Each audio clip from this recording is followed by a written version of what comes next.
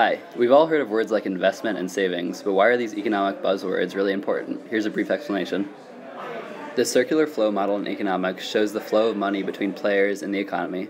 Money, however, does not always stay in the system and is taken out and put back in through leakages and injections. Leakages are withdrawals of potential spending from the income expenditure stream, and injections are additions to that system. Leakages should ideally equal injections. For a relative example, the leakage of individual savings becomes an injection of corporate investment. So, more on savings. Private savings are the part of a household's income that is not spent on consumption or taxes and are usually put in a bank. Public savings are the part of taxes not used by the government. If the amount a government spends is greater than the taxes it takes in, the government is likely borrowing money and in debt. And national debt savings are the combination of the previous two types of savings. But why do people save? People save for the future so they can make large purchases like a home, their children's college, and so they can eventually retire. To do this, people usually take a part of their salaries and put it in a bank. They do this for safekeeping and because they will receive interest from the bank, which is basically a small profit for doing nothing. This money does not just sit in the banks, however. It is loaned out by banks to firms or businesses who need to borrow money. These businesses either have great ideas for new products or just want to expand production.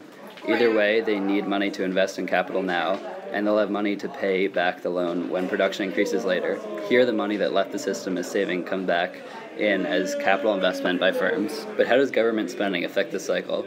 Government spending is a major component of GDP, even though consumption usually makes up a larger percentage of GDP than government spending. The government can significantly affect the speed of the economy and overall consumption by manipulating its own spending. For example, when there's a recession, the government can increase its spending. This is called expansionary fiscal policy.